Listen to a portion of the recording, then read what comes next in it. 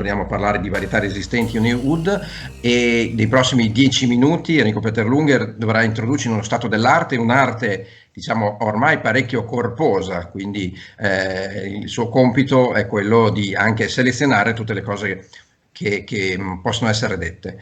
Buongiorno a tutti. Buongiorno. Io appunto parlerò un po', farò un riassunto dello stato dell'arte di questo progetto presso la nostra università. Allora, diciamo qual è appunto lo stato dell'arte di questo progetto che è iniziato diversi anni fa ormai. È iniziato infatti nel 1998 per iniziativa del collega Raffaele Testolin e dell'altro collega Michele Morgante, genetista agrario. Raffaele Testolin insegna o insegnava fino a poco fa fruticoltura e anche ha seguito questo programma di miglioramento genetico della vite, e dal sottoscritto che nel 98 abbiamo detto insomma uniamo le forze e attiviamo un progetto di miglioramento genetico della vite per ottenere nuove varietà che abbiano la resistenza ma anche un elevato valore dell'uva, del mosto e dei vini, cosa che per le varietà precedentemente selezionate non c'era, cioè la resistenza delle varietà tradizionali resistenti c'era, ma non diciamo, la qualità agronomica. Bene, nel 98 abbiamo incominciato a raccogliere materiali in tutta Europa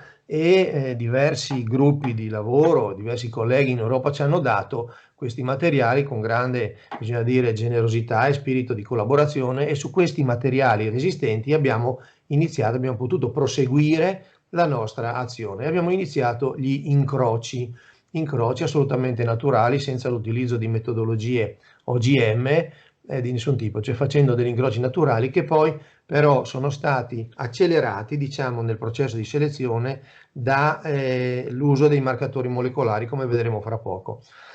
Nel 2002 sono iniziati gli studi sulle resistenze genetiche, la segregazione dei caratteri, mappe geniche, marcatori per la selezione assistita. 2005 inizio valutazione agronomica. 2006 formazione dell'Istituto di Genomica Applicata, spin-off dell'Università di Udine, che appunto è partner, è tuttora del progetto.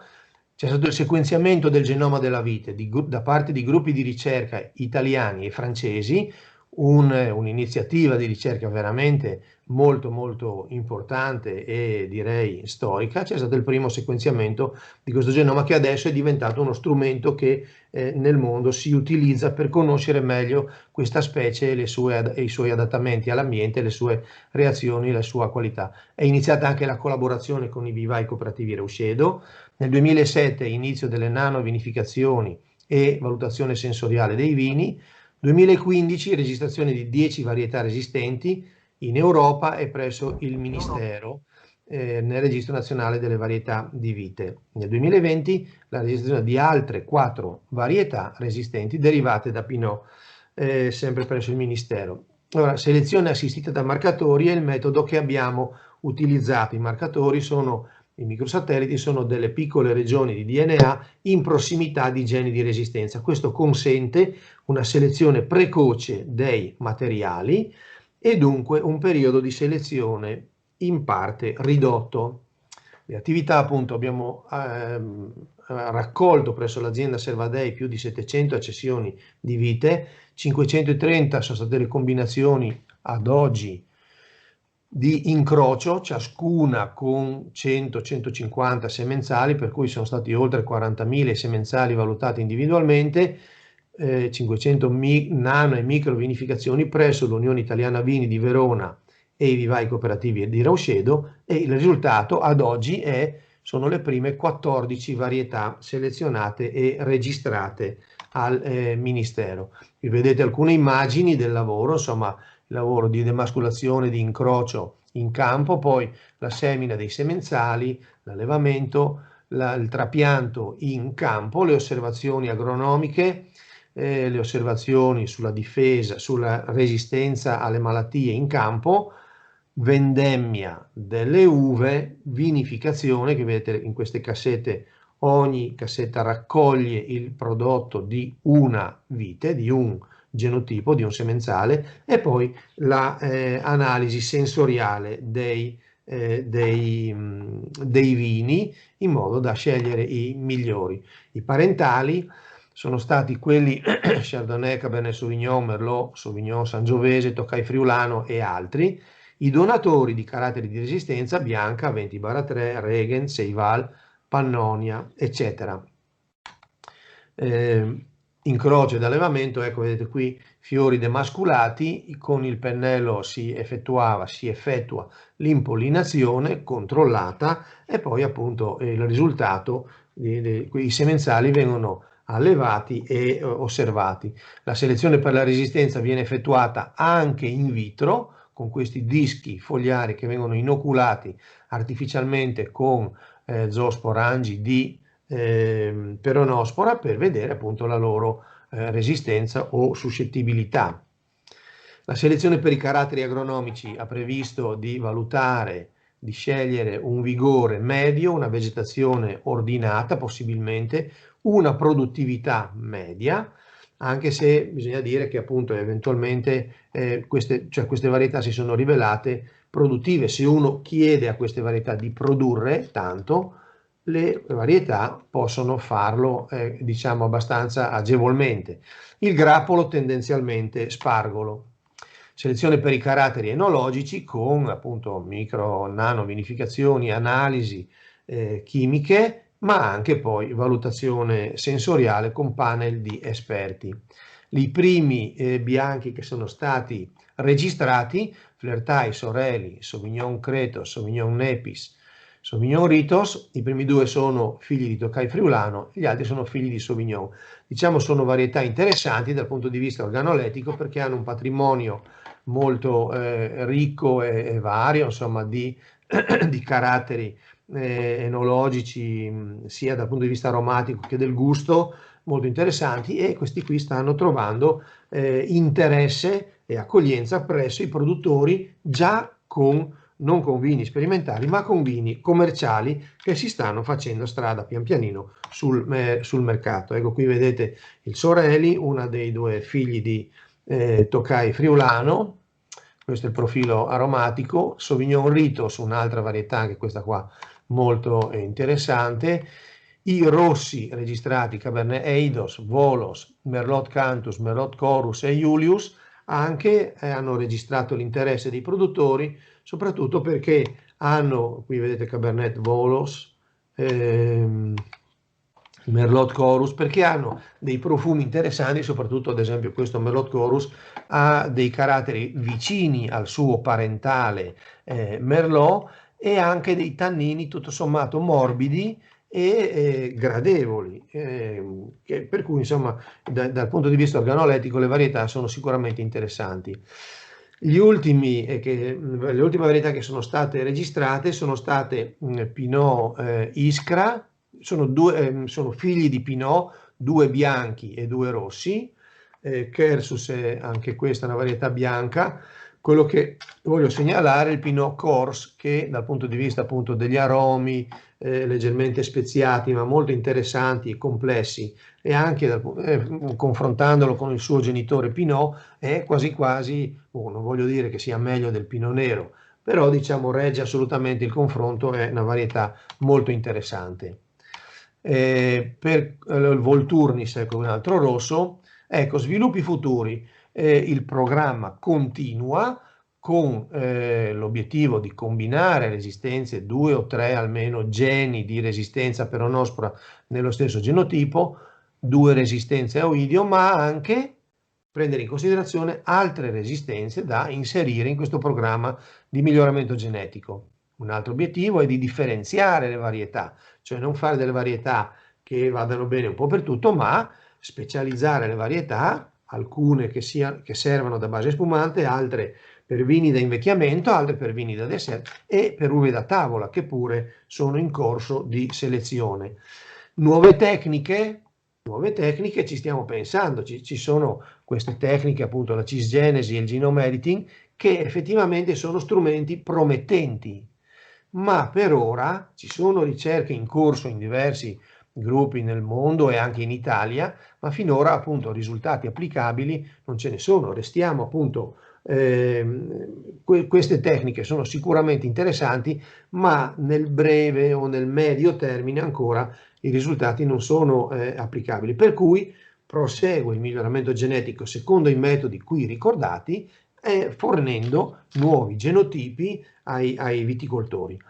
E poi il problema della difesa. Allora, in questi anni stiamo vedendo che alcune di queste varietà dimostrano una certa suscettibilità ad alcune malattie, alla peronospora in particolare, perché si ritiene che alcuni ceppi di peronospora particolarmente virulenti stiano superando alcuni geni di resistenza. E qualcuno dice, ma allora avete lavorato per niente. No, niente affatto. In biologia questo non deve stupire, perché come noi andiamo avanti a modificare geneticamente, a migliorare le varietà, così la peronospora fa il suo mestiere, che è quello di espandersi e di mutare e di adattarsi. Dunque, questi problemi di difesa, appunto, che si stanno verificando, non sono niente affatto una sorpresa di un destino cinico e baro, ma sono una cosa che in biologia è del tutto plausibile che può succedere, ed è proprio per questo che abbiamo deciso di fare questo confronto con i colleghi esperti, per cui ecco, io vi aspetta, perché qua non continua. Ecco, questi sono i collaboratori al progetto. E io ringrazio per la vostra attenzione e passo la parola agli altri colleghi relatori. Grazie a tutti. Grazie mille, professor Peterlunger. Insomma, il lavoro fatto è molto, il lavoro da fare altrettanto, e adesso ci concentriamo sulla difesa. Adesso chi segue il calcio lo sa che i campionati si vincono con la difesa, e quindi è una cosa determinante. E volevo dire, riguardo alla peronospora, in effetti è il suo lavoro a superare, è un po' presto, ma questo deve essere un po' da stimolo anche per superare le nostre remore. Noi queste varietà le abbiamo studiate, le abbiamo sviluppate, mi sono messo dentro anch'io con questo noi, e poi per il processo di registrazione sembra diventato quello più difficile, no? In Italia ci sono le registrazioni nazionali, poi quelle regionali, insomma più si accelerano questi processi, più si evitano, meno si favorisce la peronospora, immagino. E comunque riguardo alla difesa abbiamo il Giovanni Bigot, che è titolato sicuramente per parlarne, i risultati di alcune linee di difesa anticritogamiche ai vitigni resistenti messe a punto proprio nell'azienda Servadei. Giovanni Bigot, che penso ci stia seguendo, agronomo, ricercatore e amministratore unico di Per le Uve. Grazie mille Giovanni, ti cedo la parola. Grazie Lorenzo, grazie a tutti quelli che hanno organizzato con veramente grande cura nel dettaglio di questo evento, di questo incontro, che anche se a distanza, ma ci stiamo abituando molto bene, e appunto, come aveva ricordato prima il dottor Piasenter, è stata anche un'idea nata proprio in campo assieme al collega Paolo Sivilotti e nelle altre persone intorno al tavolo, quando parlando dei risultati e della sperimentazione in atto in azienda Servadei, si è pensato che fosse una ottima idea quella di farla conoscere. Allora, giusto un cenno, se mi dite che vedete quello che io sto presentando, così che sono certo. Giovanni, lo vediamo forte e chiaro, puoi far partire la presentazione. Allora, ho messo in modalità presentazione, adesso è partita la presentazione, perfetto. Allora, io in questa presentazione ho riassunto quello che sono state delle evidenze, dei risultati di prove sperimentali su 2 vitigni resistenti, Flertai e Soreli, presso l'azienda Servatei che ha ospitato la prova. Le prove vanno avanti da alcuni anni, io presento alcuni risultati che mi sono sembrati tra quelli più interessanti da far conoscere, perché sostengo, e chi mi conosce lo sa, che la conoscenza è la base di azioni giuste, e quindi penso che valga la pena appunto di continuare su questa strada. Allora, L'obiettivo era quello di verificare l'efficacia di alcune sostanze attive ammesse dai disciplinari di sia produzione integrata che biologici nei confronti di black rot. Il black rot è una delle ampelopatie che interessano la vite vinifera, interessano la vitis, le viti non vinifere, e quindi nell'incrocio questo si è mantenuto di fatto. Come sappiamo bene, la sensibilità varietale, così come lo è per le vitis vinifere, chiamiamole pure, quelle ottenute da incrocio, come queste qua, vitigni resistenti, hanno una sensibilità diversa. In questo caso abbiamo una sensibilità maggiore che ci porta a trovare dei sistemi di lotta, dei metodi di lotta, delle linee che possono essere poi adottate affinché questo possa essere appunto risolto, questa problematica possa essere risolta. Quindi, come ho detto, la sperimentazione è stata condotta presso l'azienda Servadei, sono stati rispettati i canoni di una prova sperimentale, blocchi randomizzati completamente con repliche, 4 repliche. I trattamenti, ho messo bello in grassetto, sono stati fatti a turno fisso, ma poi magari vediamo in futuro cosa eventualmente si può fare per migliorare, ma in questo caso sappiatelo, turni fissi. I vitigni interessati, appunto Fleurta e Sorelli, disponibili in azienda in una coltivazione da circa una decina d'anni. La zona, anche l'annata, è caratterizzata da alte pressioni di black rot. Andiamo avanti, sotto vedete alcune immagini di questo appunto. Allora, eccoci qua, sì. Allora, qua giusto un po' di attenzione, non spaventatevi, io cerco di guidarvi nella lettura di questa diapositiva. Allora, questo è l'andamento meteo della stagione, della stazione meteo di Udine, cioè della Servadei, anzi, quindi dei dati meteo della zona. Queste sono le temperature, le linee spezzate, la rossa è la media delle minime, la media delle medie, la media delle massime, la gialla, quindi vedete insomma le temperature medie, tipico durante le piogge. Faccio notare, le piogge sono le barre azzurre che dal basso vanno verso l'alto, più sono alte più sono millimetri, e a sinistra potete leggere i millimetri. A centro dello schermo del grafico sono circa 20-25 millimetri di pioggia. Quindi le barre appunto quando sono più alte ha piovuto per un giorno, forse quindi molte ore, e le temperature normalmente si abbassano in occasione delle piogge, abbastanza normale. Ci sono dei fulmini, Giovanni. I fulmini, bravissimo. I fulmini sono, in questa leggenda qua a destra, sono quello che ho individuato essere, sulla base delle osservazioni in campo, la probabile momento di infezione. Ecco che qua siamo tra il 10 e il 12 di maggio e qua di nuovo dal 4 di giugno al 10 di giugno, momenti di piogge maggiori, fitte e anche combinazioni di disponibilità di spore per la infezione, che poi è stata rilevata stella rossa, diamante rosso, usiamo i termini più adatti, diamante rosso per la comparsa di infezioni in campo. Che quindi li vediamo qua nelle date, ma poi ci torniamo su questo. Allora, sempre dal punto di vista meteo, nel periodo considerato proprio esattamente quello che vedete qua, dal 1 di aprile al 26 di agosto, i millimetri totali sono stati 632 millimetri. Per capirci, è 3 volte la pioggia stagionale della Toscana e dell'Umbria, così abbiamo un'idea.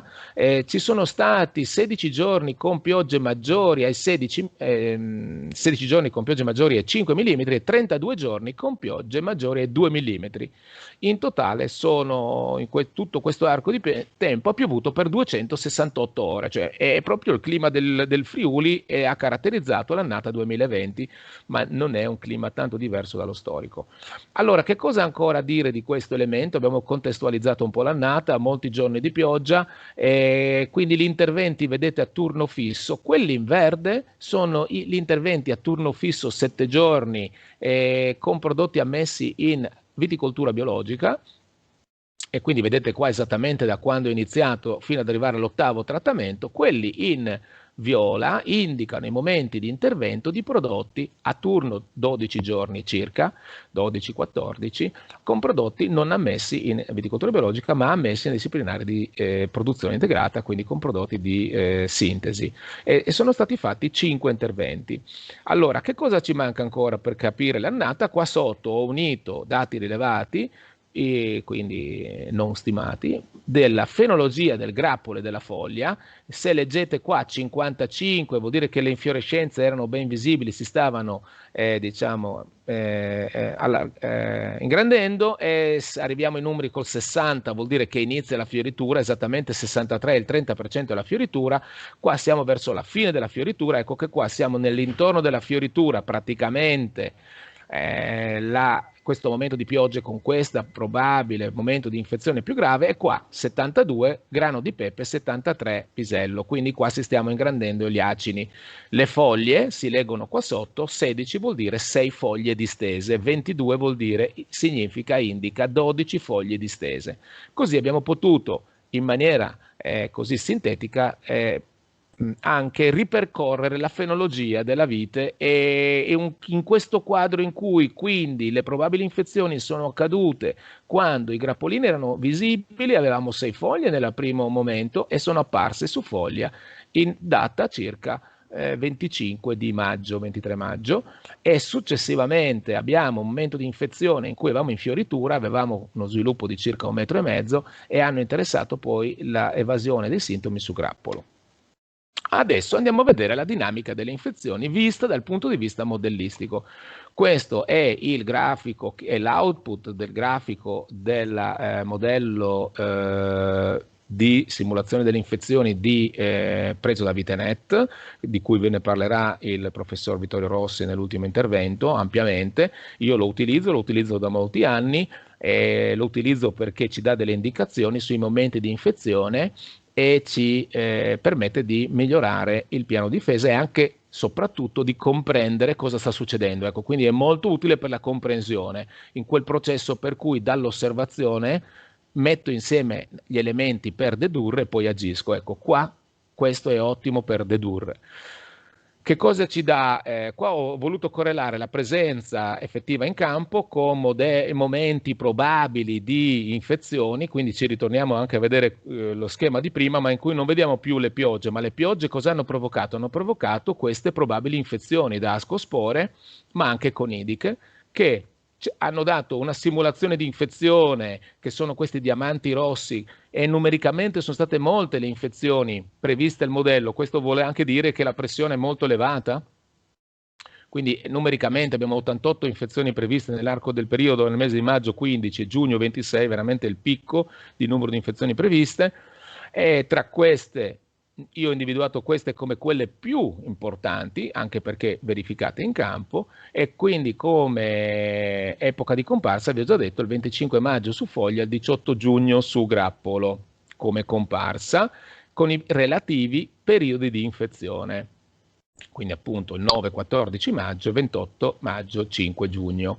Se volete possiamo ritornare indietro, perché così che abbiamo fissato questo, uno può andare a vedere allora questo trattamento è stato fatto esattamente in quel periodo lì in cui c'erano le prime infezioni, e anche questo trattamento qua è stato fatto preventivo su queste probabili infezioni, e quindi i turni fissi qualche volta ti hanno la possibilità che effettivamente in maniera casuale tu possa fare il trattamento al momento migliore, ma questo è non è quello che noi vogliamo. Noi vogliamo trattare solo quando sappiamo di avere l'infezione, quindi modificare questi turni, ma qua siamo una prova sperimentale, e infatti i turni che abbiamo osservato nei prodotti di sintesi, quindi le linee viola, hanno avuto andamenti diversi. In questo caso è stato trattato successivamente e quindi avrà coperto il periodo successivo, così come in questo caso questo intervento sarà andato a coprire questo, ma non era proprio nelle immediate vicinanze, però sono anche prodotti diversi. Adesso andiamo a vedere i risultati.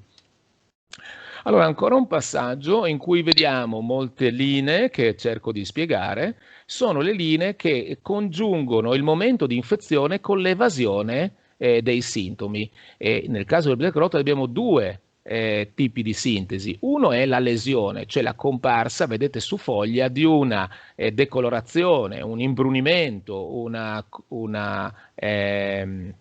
cambiamento dei tessuti che diventano marroni, in questo caso esattamente nocciola con un bordo nero, e poi pochi o meno giorni dopo, dipende dalle situazioni ambientali, ecco che compaiono i picnidi, che non so se riuscite ad apprezzare come dei piccolissime punte di spillo, punte d'ago neri all'interno del tessuto che è diventato appunto imbrunito. Non si vedono nella foglia, ma ci fidiamo. Nel grappo, ecco, nell'aci non si vedono. Eccoli lì, bravo, grazie Lorenzo. Allora ecco, e anche qua il modello quindi ci dice comparsa delle lesioni, macchie di color bruno, cioè nocciola, e poi comparsa di picnidi. Stessa cosa vale per i grappoli. Prima abbiamo la comparsa delle lesioni, proprio l'acino, dopo vediamo un'immagine, diventa color nocciola, caffè latte, e dopo un po' compaiono quelli che sono i picnidi. Allora anche qua ho messo le stelline, questa dovrebbe andare qua sopra perché era vista su foglia, ecco qua, si dice sempre a migliorare. Allora questa la mettiamo qua sopra, quindi il modello aveva iniziato pochi giorni prima a stimare la presenza di infezioni, ma eccolo qua che quando in occasione di questo gruppo di infezioni, il periodo di latenza, quindi di attesa tra infezione e comparsa dei sintomi, lo possiamo mettere in questa posizione. Altrettanto per i grappoli, dove pochi giorni dopo a queste prime infezioni, qua abbiamo diciamo, questo gruppo di infezioni che prima vi ho già rappresentato e che corrispondono a questi momenti di infezione. Bene, dopo questo necessario fase di introduzione, arriviamo finalmente, come si dice, ai risultati. Io penso che sia sempre bene avere il quadro chiaro di cosa è stato, come è stato, per poi arrivare ai risultati e poterli prendere in maniera più forte, più solida. Allora, questo è il rilievo del 25 di giugno, quindi non siamo tanto distanti da quella comparsa. Quindi cosa vuol dire? Che dalla comparsa ad avere un danno sul testimone del 75% ci è voluto proprio poco, quindi è molto veloce la dinamica, è molto compressa in poco tempo, quindi vuol dire che devo fare molta attenzione a quando faccio gli interventi e anche le osservazioni in campo, per non avere poi appunto questo tipo di danno. Qua siamo una prova sperimentale, il testimone non trattato, NT, non ha avuto nessun trattamento, 0 rame. Come si legge questo grafico? A sinistra efficacia massima, a destra efficacia minima, quindi è inverso al danno. Qua il danno è massimo, il testimone è il danno massimo. Grammi di rame, 0 grammi di rame, 8.000 grammi, 8 kg. Sono prove sperimentali, si possono testare diverse situazioni. I rameici ogni 7 giorni. Facciamo il percorso dei rameici, testimone, rame da solfato, rame da idrossido, rame da solfato. Come vedete, in questo caso, all'aumentare dei chili di rame totali negli 8 interventi, 3,5 kg, 5,6 kg, 7,1 kg, abbiamo avuto un'efficacia, perché ci spostiamo da questo lato, maggiore e quantità di rame, vedete, maggiori. Ovviamente molto alti, quindi cosa vuol dire? Che già possiamo capire che all'aumentare dei chili di rame abbiamo un aumento dell'efficacia. Ma qua abbiamo un altro elemento molto importante, che alcune formulazioni di rame, quindi combinazioni in questo caso di idrossido cicloruro, con un quantitativo anche al di sotto di quanto è previsto, molto al di sotto di quanto è previsto dalla normativa, che sono i 4 kg di rame metallo per ettaro per anno come media dei 7 anni, a 2,8 kg un'efficacia molto a sinistra nell'asse qua delle ascisse, quindi delle X sotto, orizzontale, molto elevata, quindi molto incoraggiante questo risultato e dopo commenteremo ulteriormente. Allora, turno invece dei prodotti di sintesi ammessi nei disciplinari di produzione integrata, abbiamo risultati diversi a seconda delle sostanze attive, delle classi e delle famiglie chimiche. E quindi abbiamo un gruppo di cui vedete qua i nomi, sono alcuni dei nomi, quindi non me ne vogliano chi non trova il proprio nome, ma insomma sono prove sperimentali, e quindi abbiamo un gruppo con elevatissima efficacia, 5 trattamenti a turno molto lungo, efficacia intermedia e efficacia molto bassa, praticamente quasi come il testimone. Quindi qua dobbiamo fare Giovanni, molta attenzione. siccome il tempo sta andando avanti, intanto Sì, sottolineano, no? È una sì, prova sperimentale, hai fatto un sì, turno fisso, hai fatto tanti trattamenti, siccome io leggo anche le domande che arrivano e qualcuno sì, scriva alla faccia dei 5 trattamenti e al massimo in annate sfavorevoli, sì. siamo in condizioni sperimentali, l'obiettivo è proprio quello di ridurre e fare solo i trattamenti giusti, vero? Te lo dico anche per accelerare le conclusioni. Assolutamente, a me sembrano degli ottimi risultati questi qua e ci danno con pochi trattamenti un risultato. Sono prove sperimentali e non devono essere tradotte immediatamente nella realtà, devono esserci, questa è la base per il ragionamento, osservare, dedurre, agire. Per dedurre, per fare un'azione, devo avere materiale, questo è il materiale. Allora, questo è secondo me il punto su cui tutti dovrebbero stare molto attenti nell'affrontare la difesa, cioè la fenologia nei diversi anni è molto diversa. Abbiamo visto che ci sono dei momenti critici, l'ho evidenziato il momento critico, e che è molto legato alla fase fenologica e come vedete qua in 15 anni di fenologia diversa noi possiamo avere la stessa fase fenologica, inizio fioritura per esempio, che può variare dal 16 di maggio al 6 di giugno. Quindi abbiamo 20 giorni tra un anno e l'altro negli ultimi 15 anni, dati reali. Andiamo ai risultati e poi ancora una slide per concludere, quindi mi manca poco. Intensità di danno sul testimone molto elevata, 70%, ho contestualizzato l'ambiente in cui ci siamo mossi e abbiamo lavorato. Presenza su foglia è correlata in modo più che proporzionale al danno su grappolo, quindi a volte vedo pochissimo danno su foglia, ma poi può esserci molto su grappolo, quindi attenzione. Tesi con prodotti ammessi al biologico, l'efficacia del rame in funzione della dose, evviva, ho un'indicazione, però noi vogliamo usare poco rame. Ecco che diverse formulazioni di rame, a quantità anche simile, ma diverse formulazioni, hanno un grado di efficacia molto diverso e abbiamo visto pari a quei prodotti di sintesi. Ottimo indicazione. Tesi con prodotti ammessi nelle linee tecniche di difesa integrata, mediamente elevate, 5 interventi a 14 giorni, praticamente zero, in un contesto di altissima pressione con inoculo degli anni precedenti. Altre sostanze attive scusate, hanno un'efficacia intermedia o non hanno efficacia, quindi ecco che in questo caso invece devo scegliere che cosa utilizzare. E attenzione, il black rot non colpisce solo le vitigni resistenti, colpisce tutte le vitis vinifera, quindi questa indicazione che abbiamo qua formulato vale per tutte quelle che sono sensibili al black rot e come sappiamo ce ne sono molte. Prospettive future di ricerca. Vado a chiudere dando anche delle indicazioni o delle idee e quello che io penso. Modificare i turni degli interventi sulla base di vari modelli previsionali. Ho detto all'inizio, turno fisso è una prova sperimentale, così si fa. Passiamo a prova in turno variabile seguendo il modello, adattandosi e non trattando quando non serve.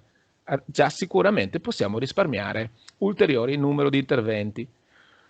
Testare e verificare necessariamente l'efficacia delle diverse sostanze attive ammesse nel biologico nei confronti di black rot e non solo, anche antracnosi. Quindi ampliamo e andiamo ad esplorare per conoscere, così che possiamo evitare e portare a zero quello che potrebbe essere invece un danno. Continuare la sperimentazione per le nuove sostanze attive che sono in fase di registrazione e che entreranno nel mercato nei prossimi anni, perché appunto saranno delle informazioni utili per affrontare la difesa a questa ampelopatia. E poi monitorare la sensibilità al black rot della nuova generazione di vitigni resistenti a confronto con i vitigni di vitis vinifera. Ecco, sono fratelli, no? Il professor Peter Lunger ha fatto una ottima breve ma incisa ma molto chiara presentazione. Sono fratelli di vitis vinifera, hanno acquisito dei comportamenti che in alcuni casi sono simili, sensibilità diverse ad alcune ampelopatie, ma anche le resistenze ovviamente. Io vi ringrazio per l'attenzione, spero di avervi dato delle informazioni utili, se volete mi trovate in diversi posti, e quindi anche via mail o su canale YouTube o sulla pagina Facebook, ecco, e rimango disponibile per le Grazie domande. mille. Grazie mille Giovanni, scusa ti avevo interrotto solo per sottolineare che eravamo in condizioni sperimentali, tutti quei trattamenti erano dovuti proprio alla scelta di partire con un turno fisso. Abbiamo poi visto, ti chiedo di commentare, che le indicazioni del modello previsionale sulla peronospora indicavano 2 momenti clou, quindi bastava probabilmente difendere quelli, Bravissimo. poi in qualche modo bisogna rot, che quest'anno è stato un problema molto, molto diffuso. Invito tutti i partecipanti, se hanno delle domande, a segnarle nella chat, che io le rivolgerò ai relatori anche alla fine. Quindi Giovanni, ti chiedo di rimanere fino alla fine, e cedo la parola a Yuri Zambon. Yuri Zambon, dottore di ricerca in patologia vegetale, è responsabile tecnico di Vivai Cooperativi Rauscedo, la difesa fitosanitaria biologica integrata alle varietà resistenti, e penso che entreremo anche nell'argomento del Black Rot.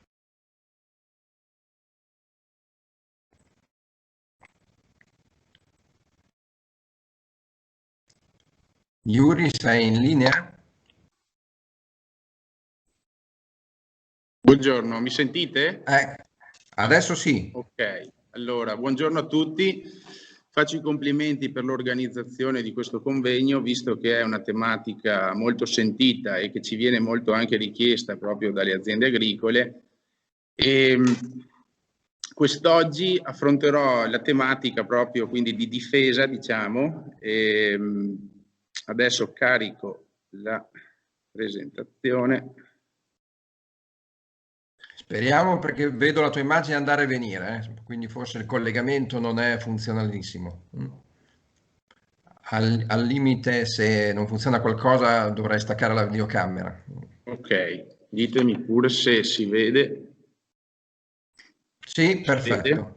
Perfetto. Ok, allora prima di entrare proprio nello specifico di quello che saranno esempi che porterò, che abbiamo seguito direttamente per quanto riguarda la difesa fitosanitaria, volevo fare una premessa generale ricordando comunque che il 2020 è stato nominato Anno Internazionale della Salute delle Piante. Come tutti noi ben sappiamo, questo è coinciso con quella che stiamo affrontando, ossia l'epidemiologia da coronavirus, che un po' insegna e deve insegnare quello che è il concetto di innovazione, il concetto di rispetto di quelle che sono l'ambiente, di quelli che sono gli equilibri che si sono instaurati nel corso degli anni in natura. Questo, dal mio punto di vista, può rappresentare solo una punta dell'iceberg, perché dovremo nel contempo e sempre più affrontare quelle che sono le tematiche dell'impatto ambientale e di quello che è l'antropizzazione a livello ambientale. Qui ho riportato solo alcuni dati pubblicati da diversi studi scientifici che sono alla base di quello che è stato il concetto, come diceva anche il professor Peterlunger, iniziale di iniziare questo progetto di ricerca insieme all'Istituto di Genomica Applicata e all'Università di Udine, e vorrei soffermarmi solo su un dato che ogni volta che io leggo, sinceramente... Scusa Yuri, solo una cosa, leggo ci sono 36 diapositive, siccome il tempo sta scorrendo, ti chiedo di far selezione, ecco. Grazie. Quindi uno dei dati su cui mi preme sottolineare è la perdita di biodiversità che stiamo avendo, e questa perdita di biodiversità è conseguente al comportamento che stiamo portando avanti e che dovremo prima o dopo cambiare, modificare per tutelare quello che sarà poi il futuro delle nuove generazioni.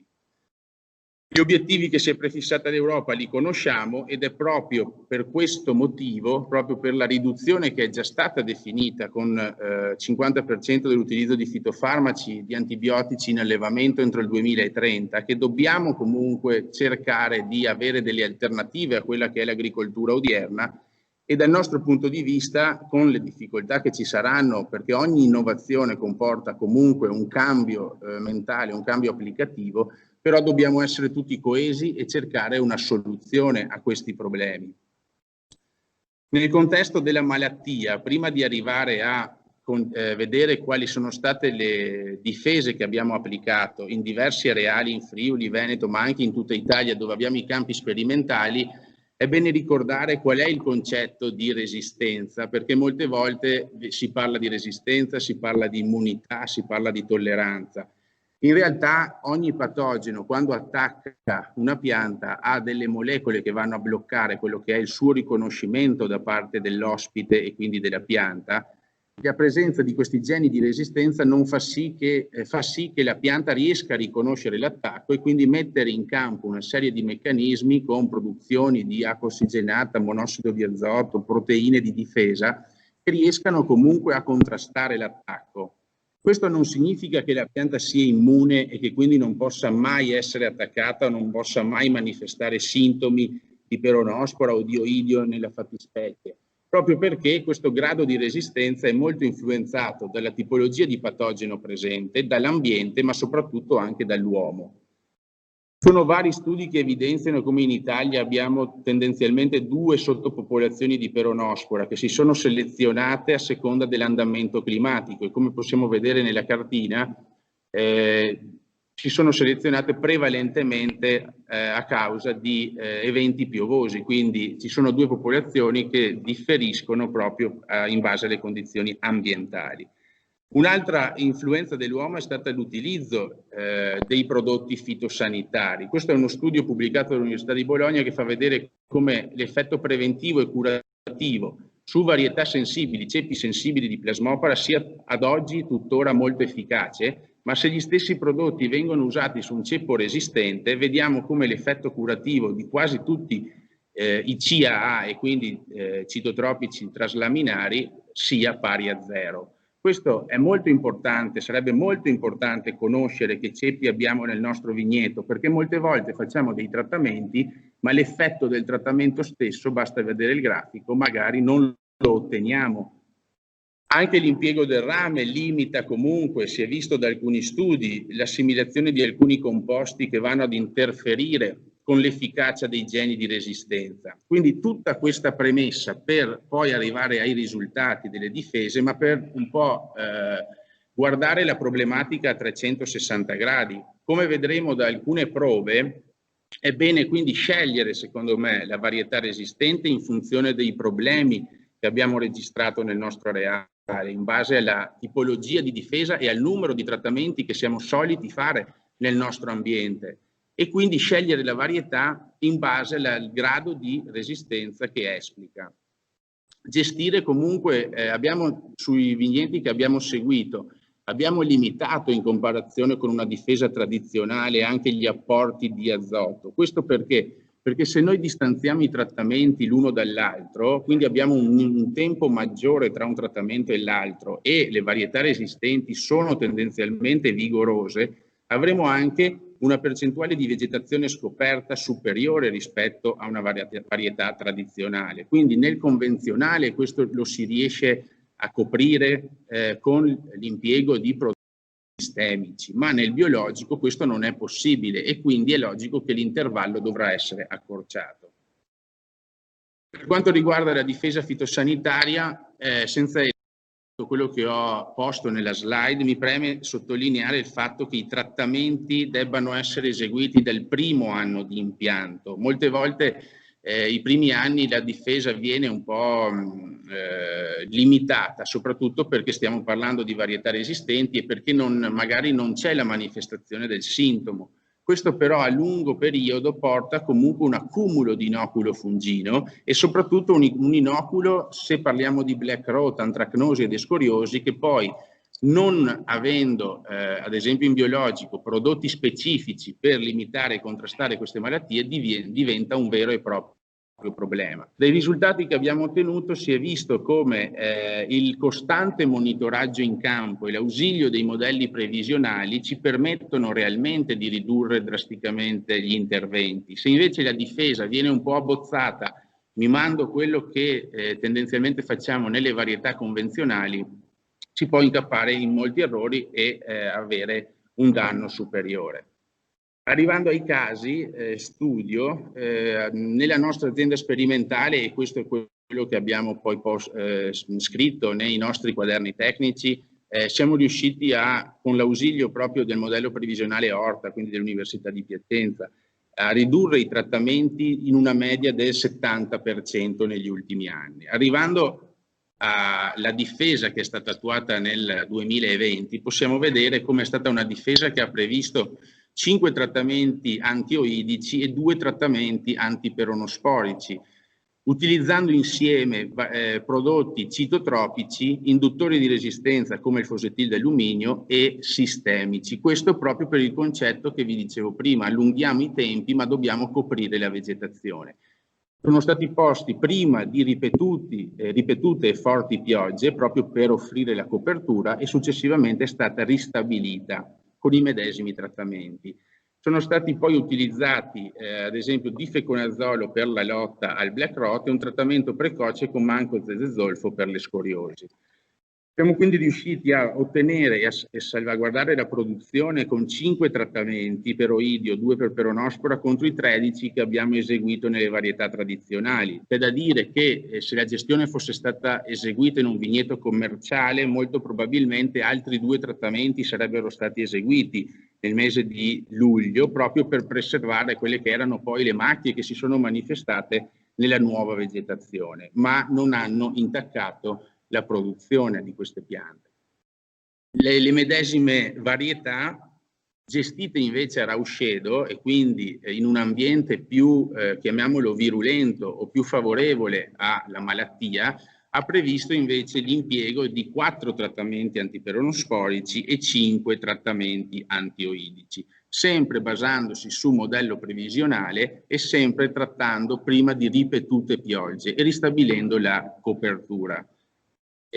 Sono stati eseguiti 2 trattamenti, uno con un triazolo e uno con una strobirulina per quanto riguarda la difesa da black rot, e anche in questo caso siamo riusciti con 5 trattamenti contro i 16 delle varietà limitrofe tradizionali a portare a compimento la produzione. Lo stesso discorso per quanto riguarda la gestione della nuova vegetazione è il medesimo che ho fatto per Fossalon. Passiamo al biologico. Ho selezionato 3 diverse aree per fare 3 esempi e per certificare quello che è stato detto all'inizio, ossia la presenza di ceppi diversi, ambienti diversi, microclimi diversi e comportamento dell'uomo che hanno influenzato l'ambiente. Proprio perché in questo territorio, a Taiedo di Chions, è un territorio che storicamente non è prettamente vitivinicolo, più cerealicolo che vitivinicolo, e questo lo possiamo vedere dal numero di trattamenti, ossia la minore incidenza dell'uomo della selezione di ceppi ci porta ad ottenere comunque una salvaguardia del prodotto mediante l'impiego di 7 trattamenti fungicidi. Un impiego totale di 2,5 kg di rame metallo, quindi ampiamente all'interno dei 4 kg disponibili, contro comunque i 25 o 23 trattamenti che sono stati eseguiti dallo stesso agricoltore nella glera e nel pinot grigio. Perché ho detto zona vergine? Perché se passiamo a un altro appezzamento molto vicino, in un altro comune, a Viparo, ma sempre non molto distante dal precedente, vediamo come, essendo una zona storicamente evocata, dove è stata coltivata già da più tempo la vite, questo comporta una difesa totalmente diversa, sia per microclima e sia per presenza magari di ceppi più virulenti.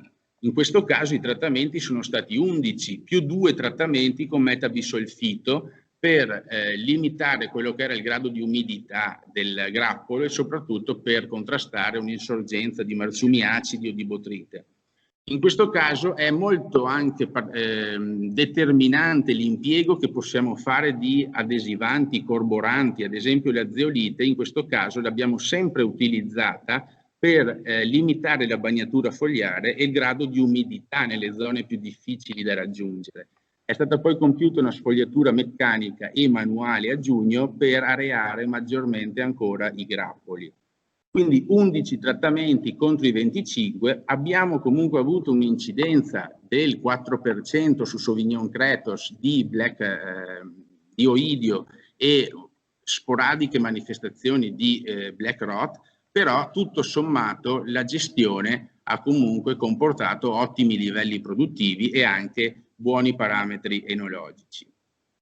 Un altro esempio, sempre in biologico, a Spilimbergo, dove il medesimo risultato è stato invece ottenuto mediante 13 trattamenti e 4 kg di rame metallo. Quindi vediamo come anche a distanza di pochi chilometri la gestione debba essere diversa e debba essere focalizzata in base alle necessità dell'ambiente. L'ultimo esempio che vi porto invece è a Padova, in una zona che è a 2 metri sotto il livello del mare, quindi molto umida e non molto vocata per viticoltura, ma è stata fatta una prova da questo cliente proprio per poter produrre anche in questo ambiente prodotto biologico. L'anno scorso si era molto lamentato con noi, siamo andati a vedere, effettivamente c'era un forte attacco di black rot, molto probabilmente perché non era stato gestito l'inoculo nei primi anni e si era accumulato fortemente nei tralci e nel vigneto. Quest'anno abbiamo attuato questa difesa che vedete, quindi con l'utilizzo alternato di idrossido di rame e solfato tribasico, e siamo riusciti a contenere molto la malattia. Con 7 trattamenti, il massimo utilizzo di rame consentito, quindi 4 kg, non vi nascondo che nel Merlot abbiamo registrato valori anche del 20-30% di attacco su grappolo nelle zone magari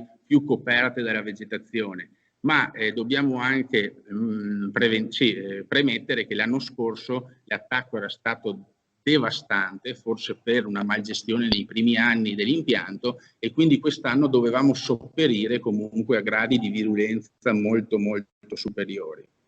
Qui vedete un attacco precoce di black rot su grappolo. Successivamente il Sauvignon Cretos non aveva problemi, l'incidenza di black rot era maggiore. Nel Merlot, dove come vi dico c'è stato comunque l'incidenza, ma il prossimo anno siamo fiduciosi che se siamo passati da un attacco pari al 70 l'anno scorso al 20 quest'anno, potremo contenerlo con indici del 4-3% in biologico. I livelli produttivi enologici sono più che buoni, dobbiamo considerare che l'impianto è del 2018 e quindi la produzione non è ancora ai massimi livelli.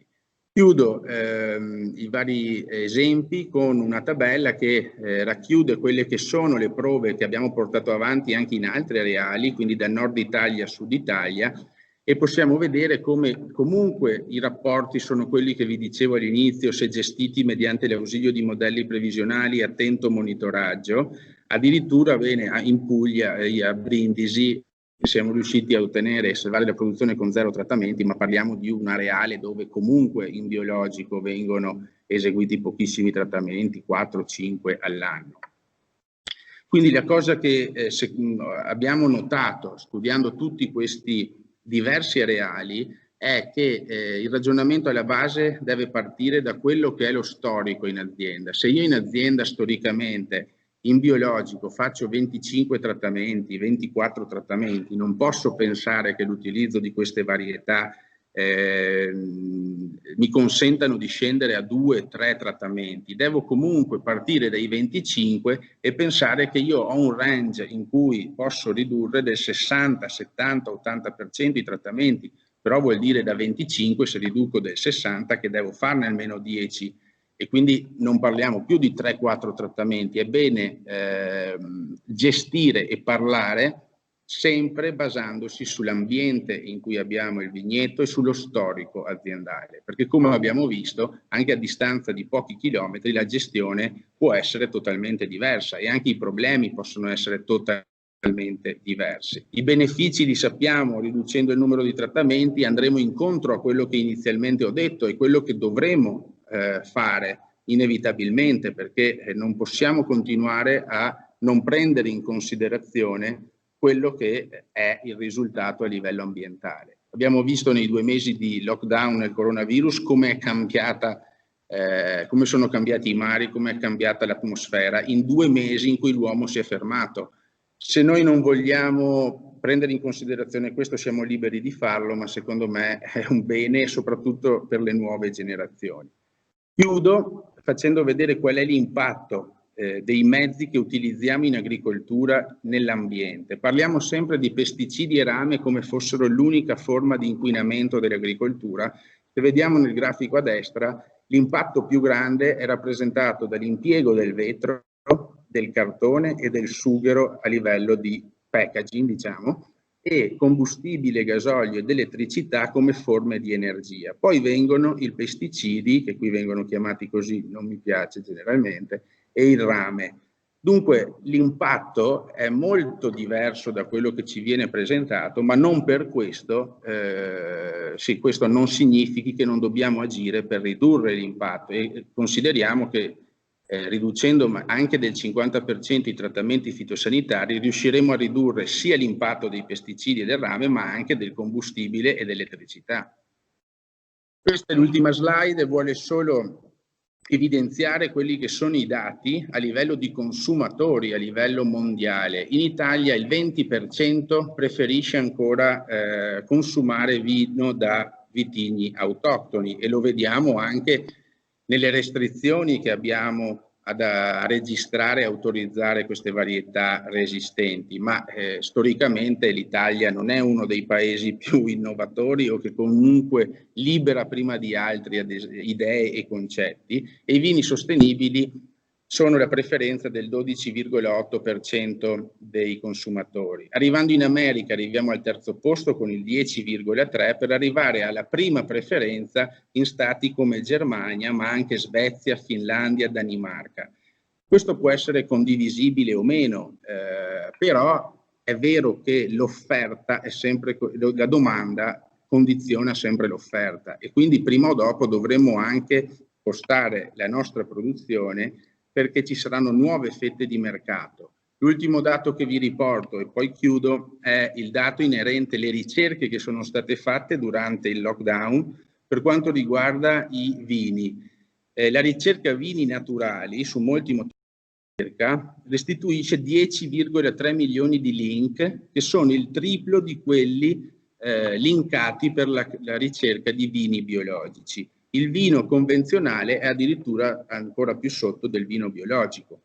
Quindi questo ci deve un po' far capire sia a noi che produciamo barbatelle e che abbiamo investito in questo progetto, ma sia anche ai produttori di vino, che molto probabilmente il mercato si focalizzerà sempre più sulla sostenibilità e sul non impiego o limitato impiego della chimica.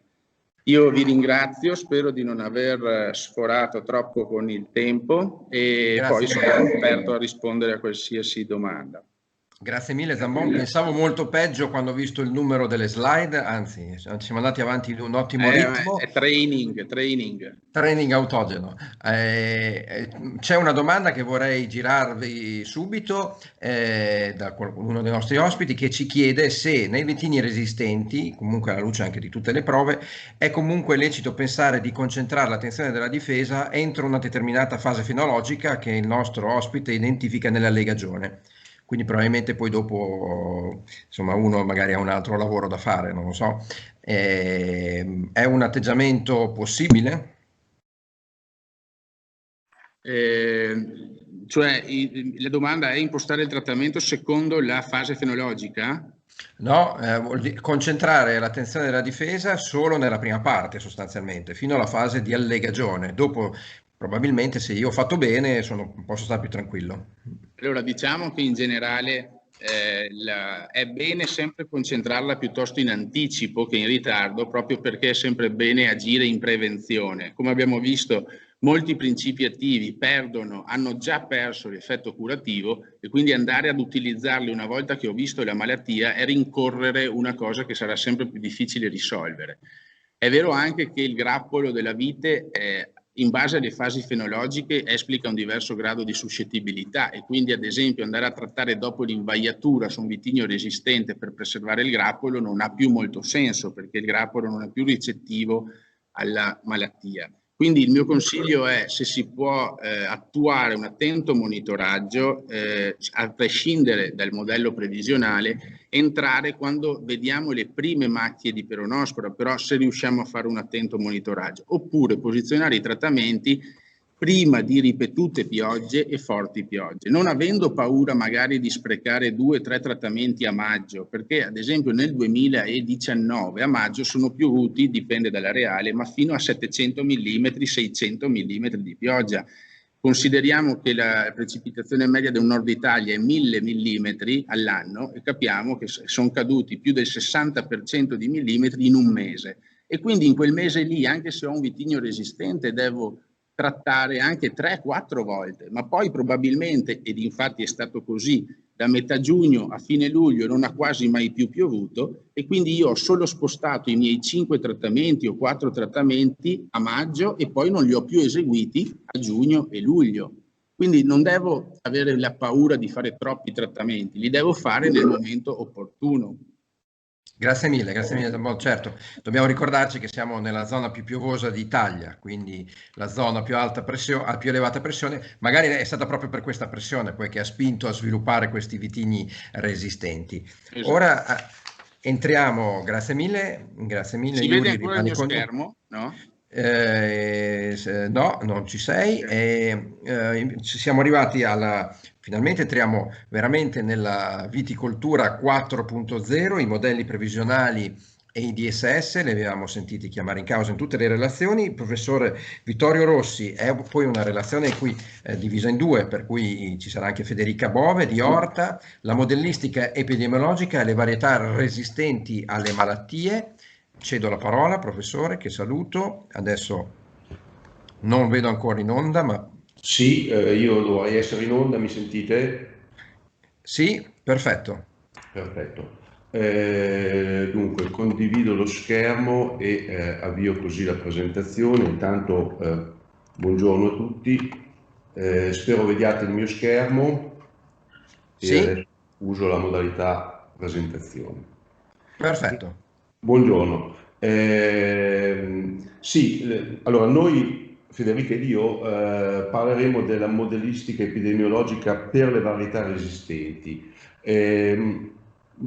Faremo un excursus delle ricerche che abbiamo fatto in questi anni per rispondere a questa domanda. I modelli che noi avevamo sviluppato nel corso degli anni per la peronospora, per l'oidio, per il black rot, eccetera, per le varietà resistenti, necessitano o possono avvantaggiarsi di modifiche di calibrazioni sulle varietà resistenti in modo tale da fornire quel supporto alla decisione su quando è più utile e necessario trattare per le diverse varietà resistenti. Questo, diciamo così, è il quesito di ricerca che ci siamo posti e diciamo vi guideremo un po' sul percorso che abbiamo fatto. Abbiamo fatto tanto lavoro, quindi non potremo essere esaurienti in tutte le diverse parti, molti degli articoli però sono pubblicati e siamo disponibili ad approfondimenti in qualsiasi momento.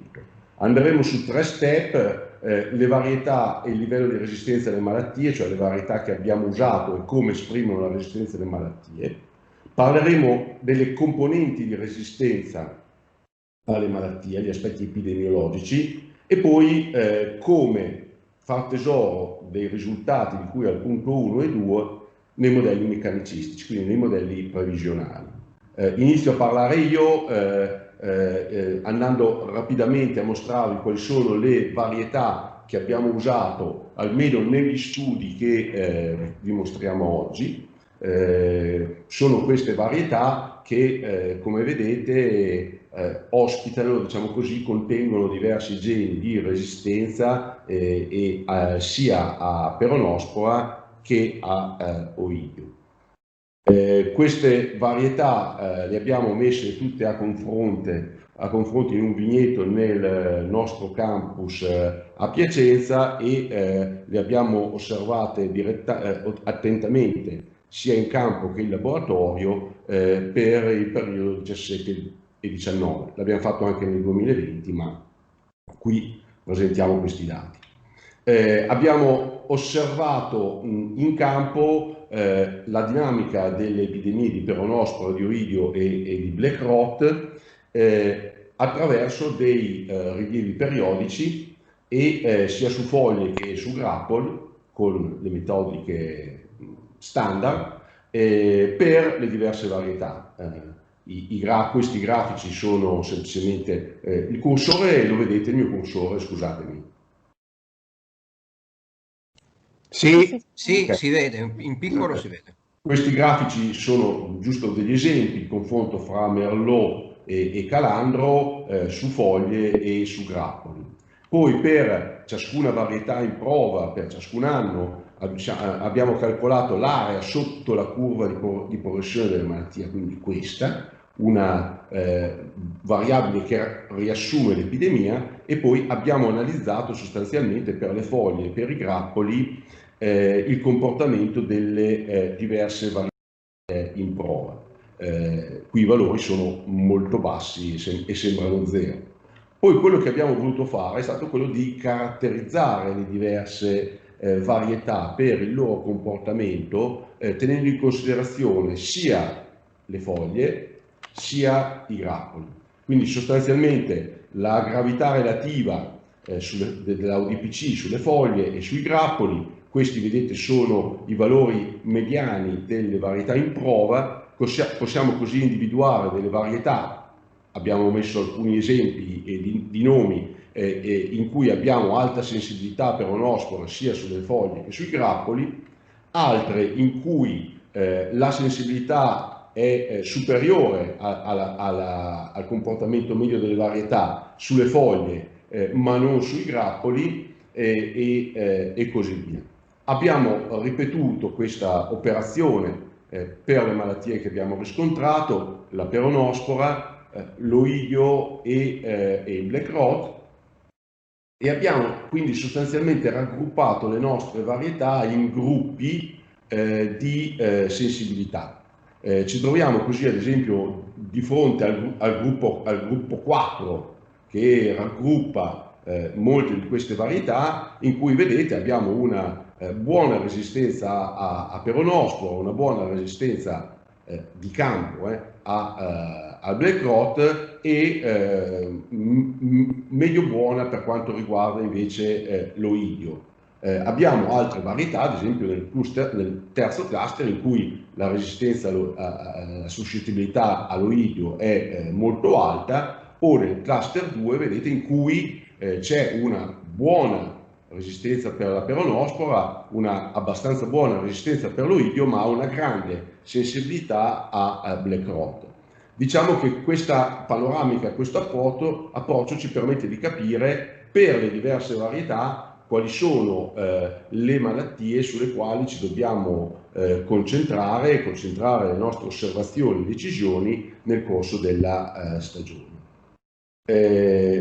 Abbiamo poi analizzato più in dettaglio qual è il comportamento di queste varietà in termini epidemiologici, come, diciamo così, elemento essenziale per poi arrivare a un miglioramento dei modelli.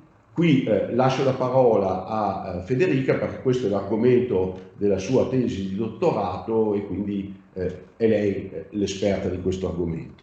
Grazie professore. Sì, sostanzialmente abbiamo praticamente scomposto la risposta di resistenza e l'abbiamo analizzata in prove di laboratorio. Se possiamo andare alla slide successiva, perfetto.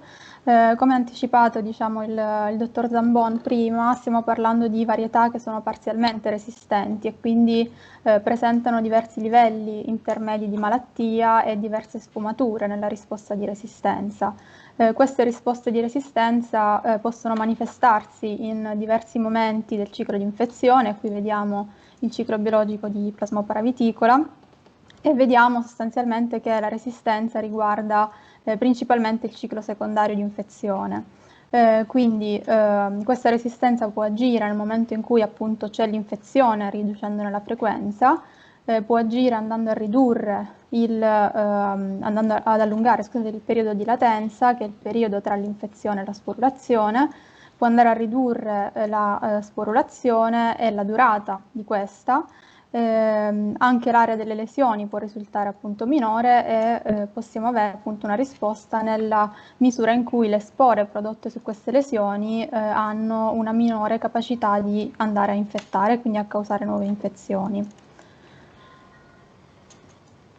Sostanzialmente quindi abbiamo misurato queste componenti di resistenza in degli esperimenti monociclici, andando quindi a simulare un ciclo di infezione in laboratorio, inoculando degli schifogliari e andando a misurare appunto ad esempio la dimensione delle lesioni come aree in millimetri quadri, il numero di sporangi prodotti sia per lesione che per area fogliare, la durata del periodo di latenza come somma termica per arrivare al 50% dei siti di infezione che producevano spore e così via.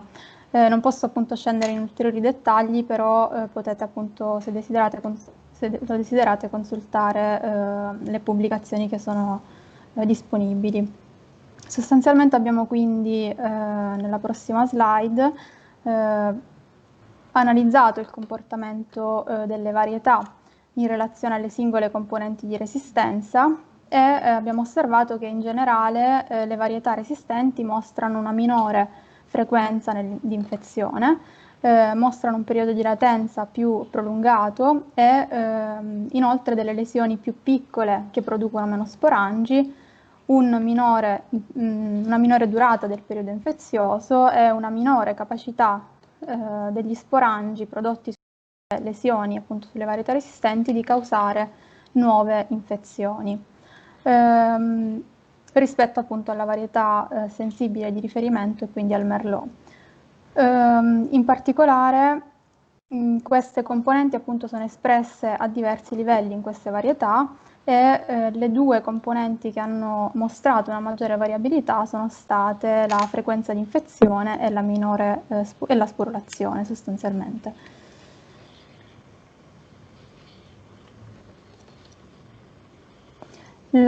Questo esperimento monociclico è stato ripetuto in 3 diverse fasi fenologiche. Qui andiamo un po' a toccare l'argomento della domanda che ha preceduto questa relazione, e quindi abbiamo testato le varietà nella fase di sviluppo delle foglie, nella fase di fioritura e nella fase dello sviluppo dei frutti. Abbiamo visto sostanzialmente che c'è una differenza nell'espressione della resistenza nelle diverse fenologie, e in particolare nella fase di sviluppo delle foglie. In questa fase in particolare la frequenza di infezione è stata minore, vedete i numeri in rosso, il periodo di latenza è stato più breve, la sporulazione è stata maggiore rispetto alle altre fenologie e l'infettività è stata più alta. Questi sono tutti appunto dati che ci ha restituito l'analisi della varianza tra le medie delle componenti. Vedete anche in verde che durante la fase fenologica dello sviluppo dei frutti è stata registrata la minore sporulazione.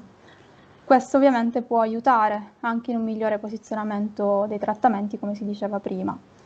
Per passare poi da questi esperimenti monociclici di laboratorio all'epidemia abbiamo poi sviluppato un modello di simulazione dell'epidemia, appunto di Plasmopara viticola, che tiene conto della pianta ospite, considerando quindi sia quello che riguarda la crescita, lo sviluppo, quindi la fenologia e i processi di senescenza della pianta ospite, ma anche tutto quello che riguarda i processi di infezioni primarie e secondarie, sia su foglie che su grappoli. Sostanzialmente in questo modello abbiamo poi incorporato le componenti di resistenza in forma di parametri che vanno ad agire sulla durata del periodo di latenza, sui tassi di infezione primaria e secondaria, e possiamo appunto vedere nella slide successiva come sono posizionati appunto i parametri relativi a queste componenti di resistenza. Su questo modello siamo andati proprio a inserire i parametri che abbiamo derivato dagli esperimenti monociclici in laboratorio e abbiamo fatto girare questo modello simulando appunto lo sviluppo delle epidemie. Possiamo vedere un esempio di output in questa slide, quando interviene appunto la resistenza dell'ospite. In questa slide ci sono degli esempi appunto di output su una varietà sensibile e su una varietà resistente, in particolare su Bronner, e si può vedere che la dinamica dei siti sulle foglie, che è la linea rossa, è fortemente appunto soppressa. E un andamento simile possiamo vedere per quello che riguarda la malattia sui grappoli. In generale, quindi, possiamo vedere nella prossima slide che simulando lo sviluppo dell'epidemia, quando non vedo l'altra slide. Perfetto.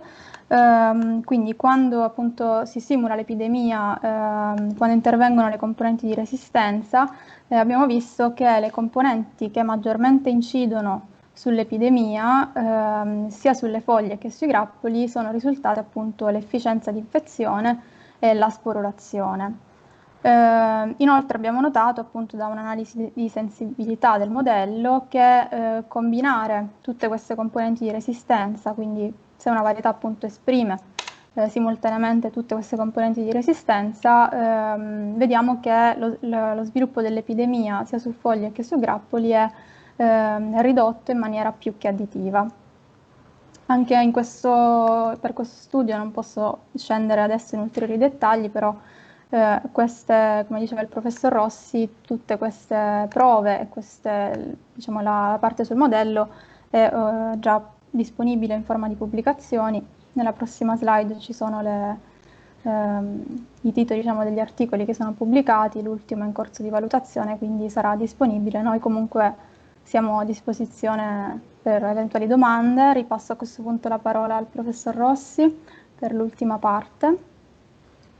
Grazie Federica, in quest'ultima parte vi mostriamo brevemente come abbiamo inserito queste conoscenze nei modelli meccanicistici.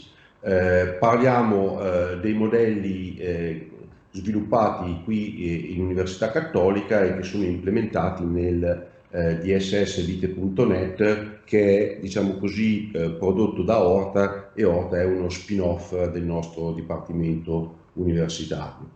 Diciamo che questa è una delle schermate del sistema Vite.net, in cui vi è una prima diciamo così, visualizzazione di quelli che sono i livelli di rischio giorno per giorno per le infezioni primarie e secondarie di peronospora, le infezioni ascosporiche coniliche di Oidio, botritis e black rot. Quindi questo permette di tenere sott'occhio il quadro complessivo. L'abbiamo già visto, è stato detto che non possiamo più guardare a un'unica malattia alla volta, ma dobbiamo avere il quadro complessivo per decidere come intervenire e anche quali prodotti usare e anche a quali dose, come diceva l'amico Bigotti.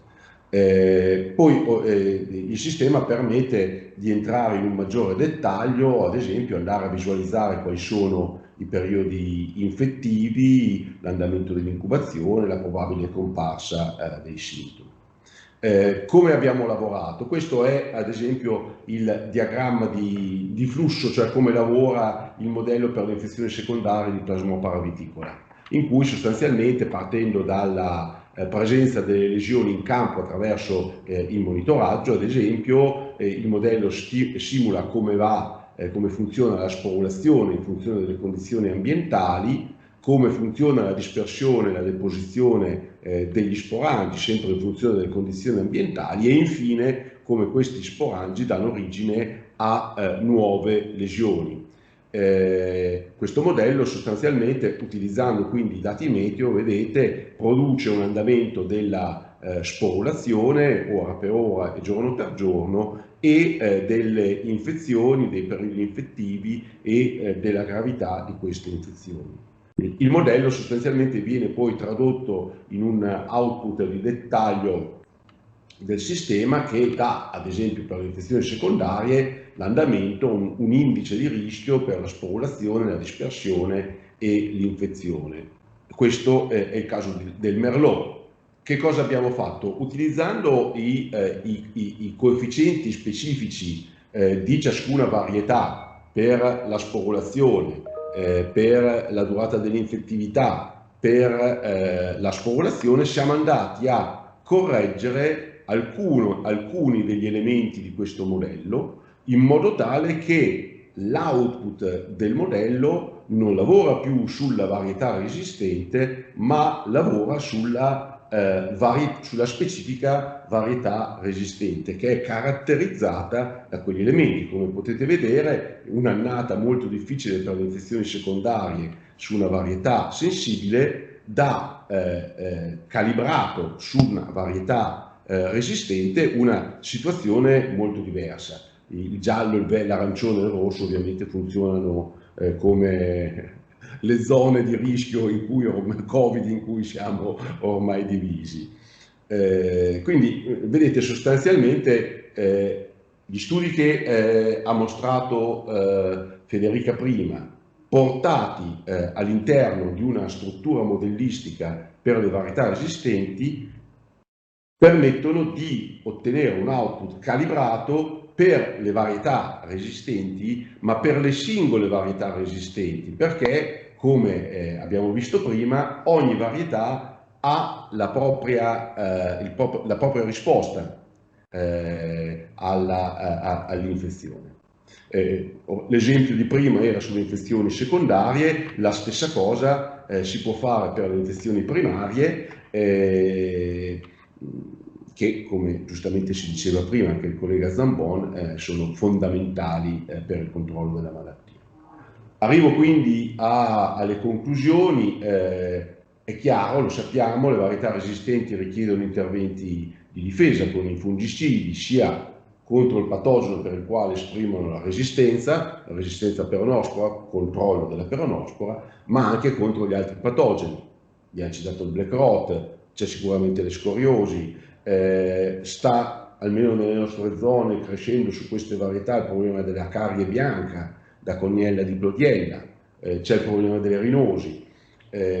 Gli interventi normalmente sono eseguiti o spesso talvolta sono eseguiti in corrispondenza di particolari fasi fenologiche. Questo approccio non garantisce sempre dei risultati soddisfacenti o ottimali. È quindi necessario mettere a punto delle strategie di difesa che siano specifiche per le diverse varietà che mostrano resistenza. Il primo passo è, come abbiamo fatto in questi studi, una precisa conoscenza del livello di resistenza della varietà e delle sue componenti. Il secondo passo è usare queste componenti di resistenza per calibrare i modelli matematici e questo ci permette di prevedere con puntualità e specificatamente per le singole varietà i periodi di rischio in cui si può valutare l'opportunità di proteggere il vigneto. Ho terminato, ringrazio i progetti di ricerca Innovai, Maxur e Valorin Vitis che hanno finanziato queste attività, AgriSystem che ha supportato il dottorato di ricerca di Federica e tutti gli enti che molto gentilmente ci hanno fornito le varietà resistenti sulle quali abbiamo lavorato. Con questo vi ringrazio per l'attenzione. Spero di essere rimasto nei tempi.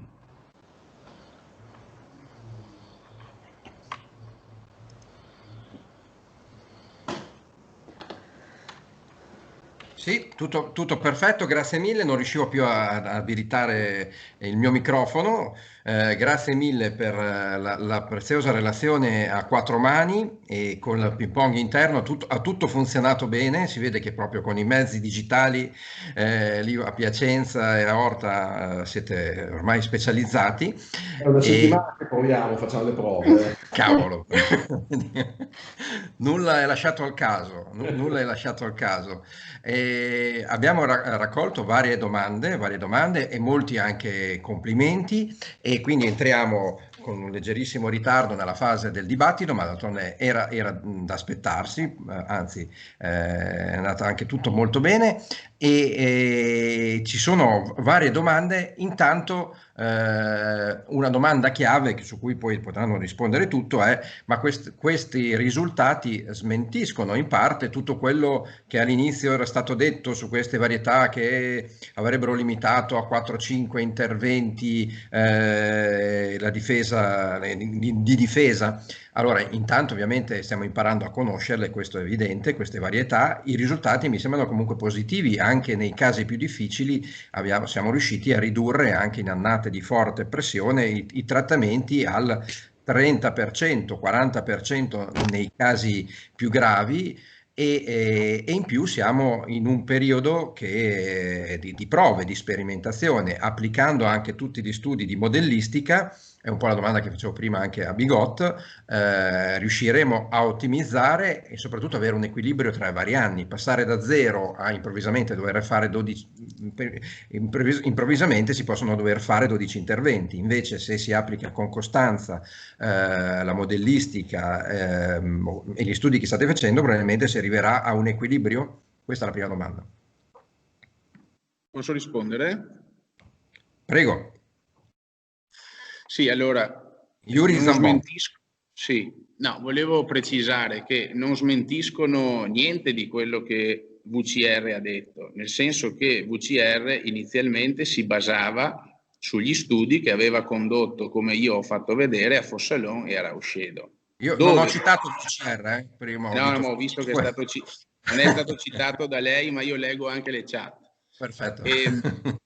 No, nel senso che per correttezza, basandosi su Rauscedo e su Fossalon di grado, tutt'oggi, come ho mostrato, a Fossalon abbiamo salvato la produzione con 5 trattamenti antioidici e 2 peronosporici e a Rauscedo con 5 trattamenti. Quindi è logico che inizialmente, essendo era un utilizzo sperimentale delle varietà resistenti e quindi non erano nemmeno autorizzate in altri luoghi, altre regioni, è logico che è un'innovazione e tutte le innovazioni hanno bisogno di tempo. Molte volte gli artisti vengono riconosciuti dopo 200 anni che sono morti, proprio perché ci vuole tempo per riconoscere quello che hanno fatto. E qui sta succedendo un po' la stessa cosa.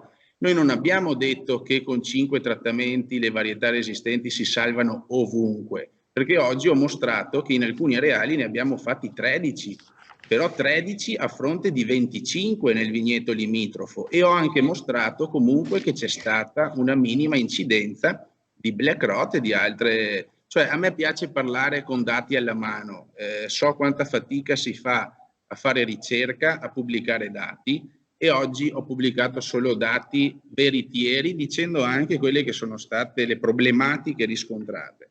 Quindi, sì, io ripeto, ho aggiunto del mio nella domanda, nel senso che avete fatto 12-13 interventi in una situazione di emergenza, siete arrivati con l'ambulanza. No, ma il suo intervento è giustissimo, è solo per chiarire che probabilmente se si fossero fatti gli interventi negli anni precedenti, questo intervento d'emergenza non avrebbe potuto essere molto limitato, quindi la domanda era anche riferita a quello. No, ma concordo pienamente con lei. È solo per dire che ogni areale e ogni situazione, secondo me, deve essere valutata a sé e studiando quello che è stato non solo la difesa dell'anno, ma la gestione degli ultimi anni, sia agronomica che fitosanitaria, per dopo non incappare in errori, che dopo ci possono essere problematiche, ne siamo coscienti perché lo vediamo, però devono essere gestite in modo opportuno, tutto qui. E quindi in linea, io adesso scorro perché sono tante domande, chiedo scusa, non le farò tutte, non riesco neanche a leggerle tutte, però ovviamente ci sono delle domande interessanti dal sud, quindi queste varietà potranno dare le migliori performance in ambiente caldo-arido, aree meno soggette ad anpelopatie quale il black rot.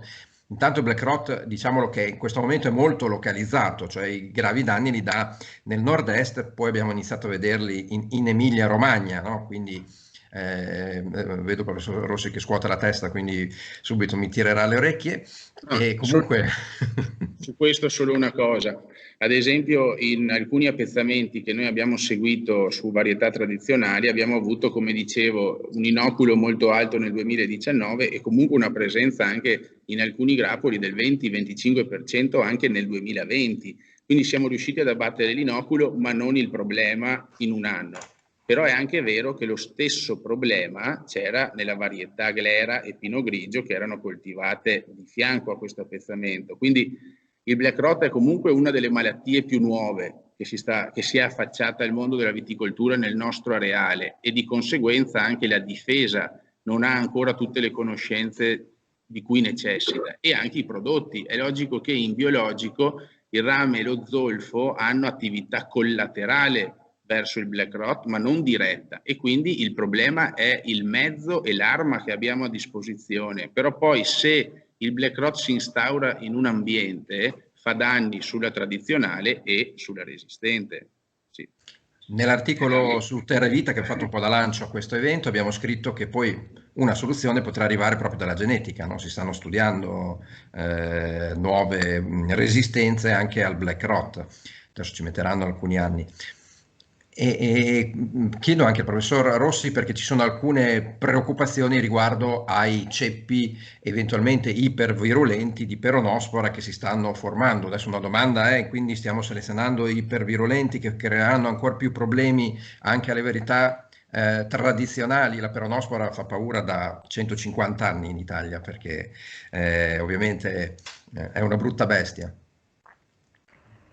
Ma dunque, da questo punto di vista mi sento di dire di stare tranquilli, nel senso che, ad esempio, quello che abbiamo osservato noi in questo passaggio di inoculo, no? Fra varietà resistenti e varietà sensibili, abbiamo osservato che gli sporangi prodotti sulle varietà resistenti hanno un minore potere infettivo sulla varietà sensibile. Quindi non mi sento di dire che possano fare da untori. Diciamo che il problema è noto di, come già si accennava, anche di superamento della resistenza da parte di alcuni ceppi su delle varietà che portano specifici geni o alleli di resistenza. Quali sono le strade? Una strada è già stata percorsa, ne parlava il professor Peter Lunger, è quello di andare a mettere più geni di resistenza o più loci di resistenza all'interno dello stesso genotipo, e questo riduce certamente la problematica. Un'altra strategia è quella di non concentrare all'interno della stessa area varietà che abbiano tutte gli stessi geni di resistenza, ma di diciamo così, diversificare varietà nella stessa azienda, nella stessa area, che portano geni di resistenza diverse. Questo certamente rallenta il fenomeno, e l'altra soluzione è quella di cui stiamo parlando. Non permettere alla peronospora che si sviluppa sulle varietà resistenti di affermarsi nel territorio, nella zona, e questo lo facciamo attraverso opportuni interventi di difesa. Queste varietà devono essere difese sia perché da solo non ce la fanno, sia perché dobbiamo evitare che un aumento dell'inoculo di peronospora su queste varietà comporti la perdita di resistenza. Ma questo, come giustamente si diceva anche inizialmente, è la storia più antica del mondo. Chi fa del miglioramento genetico sa che questo è un problema che deve affrontare. Fortunatamente nelle resistenze, diciamo così, di tipo orizzontale, progressivo, parziale, come in peronospora, è più lento che in altre tipologie di resistenza, ma è una cosa con la quale dobbiamo imparare a convivere. È evidente che già usare queste varietà, poter ridurre il numero di trattamenti, è già un grosso successo oggi. Teniamo presente che comunque la vite ha altri parassiti, e nel momento in cui noi riduciamo il numero di interventi che facciamo contro peronospora e oidio, diamo magari la possibilità ad altre malattie che abbiamo sempre considerato secondarie di minore importanza di svilupparsi. Questo è il motivo per il quale non possiamo guardare a un'unica malattia e decidere sulla base di quello, ma dobbiamo avere una gestione corretta delle problematiche fitosanitarie a 360 gradi. Quindi... Ho una domanda invece, la mia. Nella relazione in particolare di Federica Bove avete insistito che non esiste un modello per le varietà convenzionali e uno per le varietà resistenti, ma va studiato varietà per varietà. Quindi questa regola varrà anche per ogni varietà resistente nuova e per tutte quelle che sono state registrate fino adesso in Europa e non avete valutato, è giusto? Oppure ci sono varietà a ciclo lungo, varietà a ciclo corto, per cui si può generalizzare? Sì, dunque sicuramente la varietà o comunque il fattore pianta è uno dei fattori essenziali per un modello, quindi considerare i dettagli relativi all'ospite è fondamentale per la corretta predizione, in questo caso, o simulazione. Quindi adattare appunto i modelli varietà per varietà sicuramente è quello appunto che abbiamo fatto e che intendiamo continuare a fare. e ogni varietà appunto ha le sue caratteristiche, non solo in termini di resistenza ma anche in termini agronomici, quindi il DSS di Orta appunto considera anche tutte queste dinamiche relative proprio alla pianta ospite. Grazie mille, ci sono anche alcune domande per Giovanni Bigot che vedo anche con la mano alzata e vabbè, le domande intanto è qualche informazione in più riguardo alla modalità in cui sono stati eseguiti i trattamenti, macchine impiegate, basso volume. Poi c'erano alcune domande, adesso non le ritrovo più, mi ricordo una riguardo l'efficacia dell'induttore di resistenza sulle varietà resistenti, che sarebbe quasi uno scioglilingua, ma insomma... Lo hai detto bene. Esatto. Prego Giovanni, poi dopo richiamo in causa anche Peter Lunger perché ci sono anche domande sull'evoluzione dei programmi per lo sviluppo di resistenti. Va bene. Sì, allora faccio io una breve chiarimento su quanto chiesto nell'applicazione dei trattamenti. L'applicazione è stata fatta con una motopompa a spalla, un volume standardizzato di 1000 litri di acqua per ettaro, sesto d'impianto, la densità d'impianto è di 4000 ceppi per ettaro e quindi questo è servito all'applicazione del prodotto, che quindi è stato utilizzato in tutte e 4 le repliche nello stesso modo, dallo stesso operatore. Insomma è un protocollo standardizzato, cercando di standardizzare tutti gli elementi, o meglio il più possibile, si cerca di fare emergere le differenze appunto dovute alla variabile che noi vogliamo testare, quindi la sostanza attiva ammessa nel biologico, cioè le diverse sostanze attive. E in questo caso abbiamo anche standardizzato l'epoca di intervento perché non sempre a 7 giorni o a 12-14 giorni.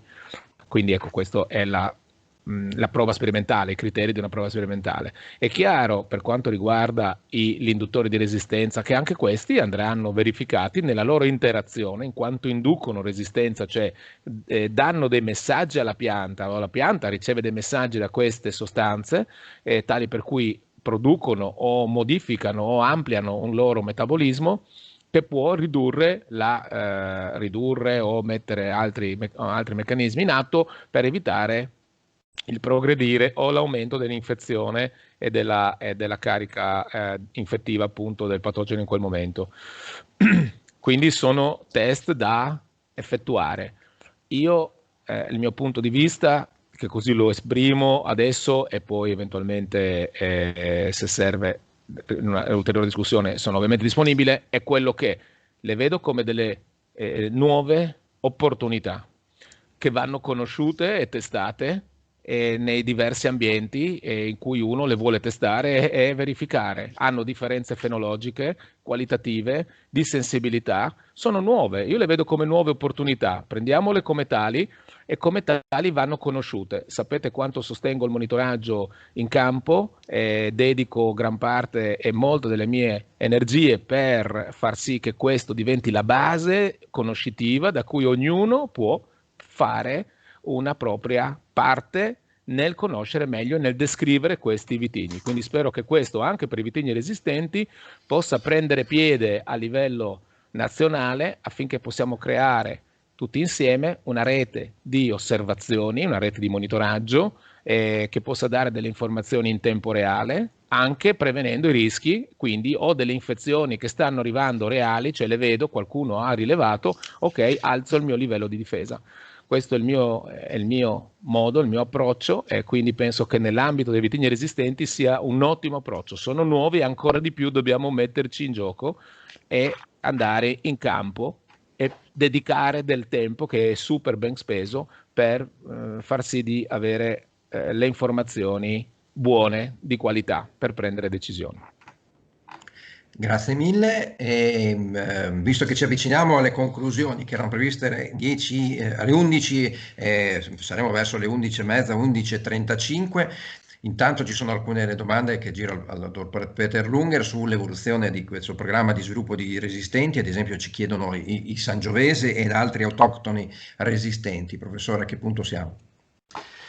Sì, il programma prosegue e appunto abbiamo inserito anche Sangiovese nei genitori nobili del nostro programma. Per quanto riguarda un'osservazione che ho visto lì nella chat dell'amico e collega Marco Stefanini, stiamo lavorando anche proprio a piramidare i geni di resistenza, anzi stiamo cercando di ottenere, siamo in corso di ottenimento, insomma, di genitori che radunino più geni in modo da usarli come parentali, poi donatori di questi geni di resistenza nelle nuove varietà che andiamo selezionando. Per cui questo è un obiettivo esplicito.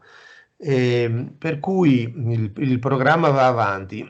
Diciamo, sul fatto del genome editing che qualcuno evocava come metodo da utilizzare, il genome editing effettivamente è un metodo che è molto semplice da descrivere, tutto sommato, e viene applicato dai ricercatori in vari ambiti biologici. Siccome sono già 4-5 anni che è disponibile questo metodo, io in questi anni nei vari convegni internazionali continuo a chiedere ai vari gruppi di ricerca, non solo in Italia ma anche nel mondo, ma è genome editing, allora facciamo qualcosa? Ci sono gruppi che stanno lavorando, ma ancora, come dicevo, siamo lontani dal raggiungere dei risultati anche iniziali. Adesso so che l'Università di Torino, mi pare, sta lavorando intensamente su questo, ma poi anche altri gruppi in Italia e all'estero, ma è un obiettivo, diciamo, di medio termine. Per quanto riguarda l'approccio, questo che è stato detto sia dal professor Rossi che da Giovanni Bigote e anche da Yuri Zambon, cioè dire, a volte appunto arrivano queste osservazioni, ma come credevamo, adesso consentitemi questa brevissima e semplice osservazione, se un imprenditore così dice, bene, adesso abbiamo risolto i nostri problemi perché passiamo da 18 trattamenti a 3-4, questo non è che può valere per qualsiasi ambiente, per dove c'è tanta umidità, per una collina che continua ad essere asciugata dal vento. È chiaro che questo nella viticoltura è una complessità con la quale non si può far finta che non ci sia o sperare di evitare cambiando il genotipo. Quello che è stato fatto con i genotipi tradizionali adesso bisognerà fare, come diceva Giovanni Bigot, su queste varietà che sono in corso di studio e le conosciamo pian piano sempre più, e questo approccio pragmatico proprio di osservazione e anche di confronto, di condivisione proprio delle osservazioni, appunto adesso con un monitoraggio più preciso, sarà la strada unica che può realmente migliorare l'approccio. Dopodiché qualcuno dice ma sul mercato non sono ancora accettati e dunque ho dei dubbi. Ma chiaro che anche questa cosa qui andrà un po' costruita un'immagine, però effettivamente anche indagini econometriche che si effettuano sui consumatori, sia di fascia più giovane ma anche di fascia media, il fatto di essere prodotti questi vini con un minor numero, anche senza stare a precisare 15, 4, un minor numero di trattamenti, costituisce un elemento che il mercato dimostra di apprezzare.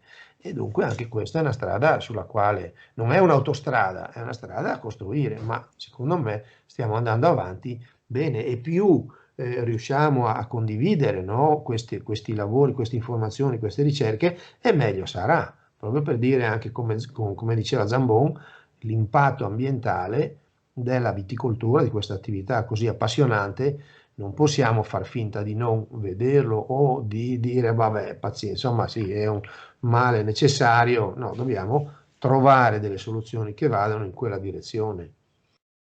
Sì, io sottolineo comunque che in quella domanda che ha citato il numero dei trattamenti è stato travisato, non si riduce di 30%, ma insomma stiamo parlando del 60-70% in casi di emergenza, quindi, e in ogni caso Marco Stefanini sottolineava anche che i trattamenti di post raccolta aiutano a ridurre la ricombinazione dei funghi e il Black Rot è venuto fuori proprio perché abbiamo evitato di trattare Peronospora e Oidio grazie a queste varietà. Quindi occorre sottolineare che la resistenza va difesa. Difendere un'innovazione così, da una portata così determinante per la sostenibilità della gestione del vigneto è quasi un compito, una missione da fare, ovviamente limitando al limite gli interventi. C'è anche una domanda tendenziosa, se chi chiede se quei 24 trattamenti nel vigneto biologico erano fatti seguendo le istruzioni dei modelli previsionali e dei DSS, quindi è una domanda tendenziosa, ma ovviamente non lo so, lo chiedo a chi ha seguito quelle prove, forse Zambon. No, il modello previsionale negli esempi che ho presentato è stato utilizzato solo nei primi casi dove era scritto nella slide. Poi gli altri vigneti sperimentali che abbiamo seguito erano vigneti di nostri clienti che hanno agito solo attraverso una buona pratica agronomica e di monitoraggio, nel senso attraverso previsioni meteo, l'ausilio di capannine limitrofe meteorologiche e sì, un attento monitoraggio per vedere lo sviluppo della malattia. Quindi i 12, 13 che erano contro i 25 in ambo i casi non avevano l'ausilio di un modello previsionale. E quindi lo devono assolutamente prendere per ridurre anche quei 25, insomma. Io penso che siamo arrivati alle conclusioni. Io ringrazio tutti, non so se c'è qualche messaggio per prossimi appuntamenti o messaggi di servizio su dove potranno trovare le slide, iscriversi per avere ulteriori informazioni. Chiedo a Paolo Sibilotti o al professor Pederlunger, quindi se ci sono delle informazioni per concludere la giornata. Grazie, buongiorno a tutti. Ricordo che chi vorrà ricevere delle informazioni relative a slide, presenza del video su web, eccetera, deve inviarci la mail di riferimento, perché dall'elenco dei partecipanti questo non è disponibile, quindi vi chiedo gentilmente di inviarci informazioni. Quindi dovranno scrivere alla tua mail, paolo.sibilotti@uniud.it. Perfetto. Sì, voglio aggiungere che appunto per ottenere le slide e ulteriori informazioni sì, è necessario mandare una mail a Paolo Sibilotti, però la registrazione del convegno verrà resa disponibile su un canale YouTube che è stato attivato recentemente dalla Università degli Studi di Udine, che è Play Uniud. Così come la RAI ha fatto Rai Play, Uniud ha fatto Play Uniud, e su quel canale lì si può accedere e si può visionare, rivedere, diciamo, la registrazione del convegno. Grazie mille a tutti per l'attenzione, spero che abbiamo risposto a tutte le vostre domande, mi scuso se ne ho perse qualcuno, alla prossima occasione. Un caro saluto a tutti.